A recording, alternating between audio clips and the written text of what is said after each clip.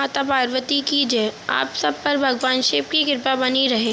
तो दोस्तों, आज इस वीडियो में भगवान शंकर के भक्त नभग की कथा सुनाने जा रहे हैं, जिसमें भाइयों ने अपने छोटे भाई को बंटवारे के नाम पर पिता को ही दे दिया। फिर क्या हुआ उसके साथ जानेंगे इस कथा में। तो सुनते हैं। मनुपुत्र नभग बड़े बुद्धिमान थे। उन्होंने विद्या ध्यान के लिए दीर्घ काल तक इंद्रियां संयम पूर्वक गुरुकुल में निवास किया। इसी बीच में इक्ष्वाकु आदि भाइयों ने नभग के लिए कोई भाग न देकर पिता की संपत्ति आपस में बांट ली और अपना अपना भाग लेकर वे उत्तम रीति से राज्य का पालन करने लगे। उन सबने पिता की आज्ञा से ही धन का बंटवारा किया था। कुछ काल के पश्चात ब्रह्मचारी नभग गुरुकुल से संगोपांग वेदों का अध्ययन करके वहां आए।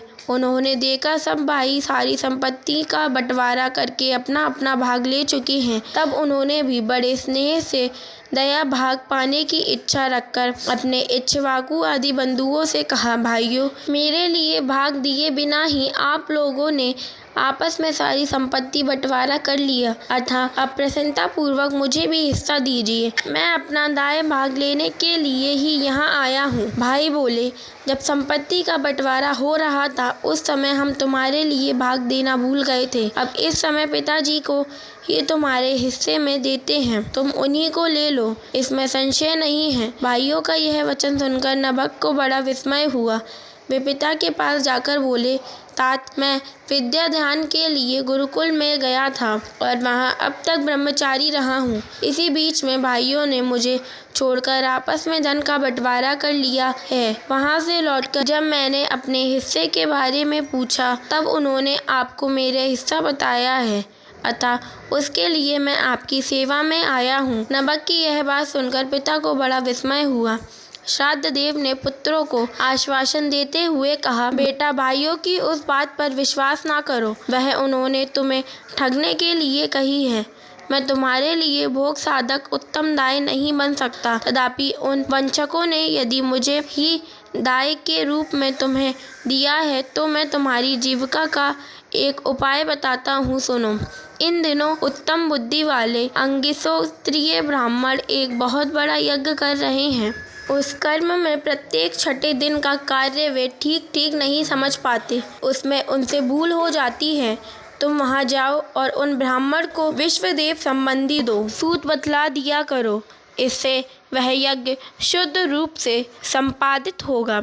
वह यज्ञ समाप्त होने पर वे ब्राह्मण जब स्वर्ग को जाने लगेंगे उस समय संतुष्ट होकर अपने यज्ञ से बचा हुआ सारा धन तुम्हें दे देंगे। पिता की यह बात सुनकर सत्यवादी नभग बड़ी प्रसन्नता के साथ उस उत्तम यज्ञ में गए। वहां छठे दिन के कर्म में बुद्धिमान मनुपुत्र ने वैश्वदेव संबंधी दोनों सूत्रों का स्पष्ट रूप से उच्चारण किया।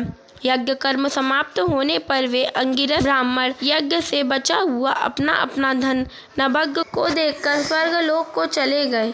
उस यज्ञ शिष्ट धन को जब ये ग्रहण करने लगे उस समय सुंदर लीला करने वाले भगवान शिव तत्काल वहां प्रकट हो गए। उनके सारे अंग बहुत सुंदर थे परंतु नेत्र काले थे। उन्होंने नभग से पूछा, तुम कौन हो जो इस धन को ले रहे हो? यह तो मेरी संपत्ति है, तुम्हें किसने यहाँ भेजा है? सब बातें ठीक ठीक बतलाओ।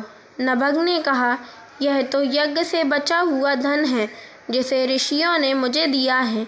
अब यह मेरी ही संपत्ति है, इसको लेने से तुम मुझे कैसे रोक रहे हो? भगवान शंकर ने कहा, हम दोनों के इस झगड़े में तुम्हारे पिता ही पंच रहेंगे।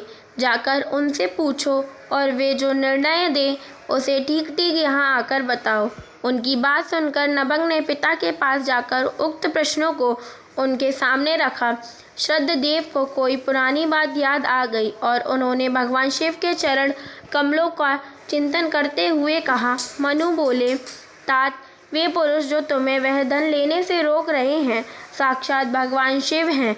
यो तो संसार की सारी वस्तु ही उन्हीं की है, परंतु यज्ञ से प्राप्त हुए धन पर उनका विशेष अधिकार है। यज्ञ करने से जो धन बच जाता है उसे भगवान रुद्र का भाग निश्चित किया गया है। अतः यज्ञ वशिष्ठ सारी वस्तु ग्रहण करने के अधिकारी सर्वेश्वर महादेव जी ही हैं। उनकी इच्छा से ही दूसरे लोग उस वस्तु को ले सकते हैं। भगवान शिव तुम पर कृपा करने के लिए ही वहाँ वैसा रूप धारण कर आए हैं। तुम वहीं जाओ और उन्हें प्रसन्न करो। अपने अपराध के लिए क्षमा मांगो और प्रणाम पूर्वक उनकी स्तुति करो।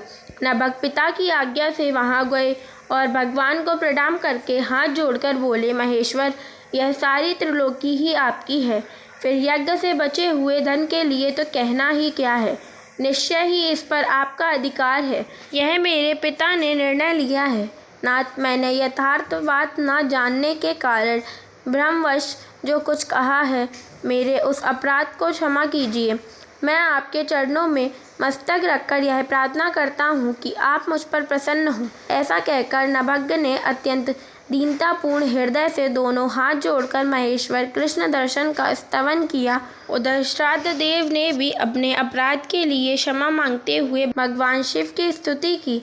तदनंतर भगवान रुद्र ने मन ही मन प्रसन्न हो नभग को कृपा दृष्टि से देखा और मुस्कुराते हुए कहा, तुम्हारे पिता ने जो धर्मानुकूल बात कही है वह ठीक ही है। तुमने भी साधु स्वभाव के कारण सत्य ही कहा है, इसलिए मैं तुम पर बहुत प्रसन्न हूँ और कृपा पूर्वक तुम्हें सनातन ब्रह्म तत्व का ज्ञान प्रदान करता हूँ। इस समय यह सारा धन मैंने तुम्हें दे दिया है, अब तुम इसे ग्रहण करो। इस लोक में निर्विकार रहकर सुख भोगो। अंत में मेरी कृपा से तुम्हें सद्गति प्राप्त हो। ऐसा कहकर भगवान रुद्र सबके देखते देखते वहीं अंतर्ध्यान हो गए। साथ ही श्राद्ध देव भी अपने पुत्र नभग के साथ अपने स्थान को लौट गए। इस लोक में विपुल भोगों का उपभोग करके अंत में वे भगवान शिव के धाम में चले गए। इस तरह जो भगवान पे भरोसा करता है उसे किसी दूसरे पर भरोसा करने की जरूरत नहीं पड़ती, क्योंकि भगवान सर्वसमर्थ हैं। वे अपने भक्तों पर कृपा करने के लिए हमेशा तत्पर रहते हैं। ओम नमः शिवाय।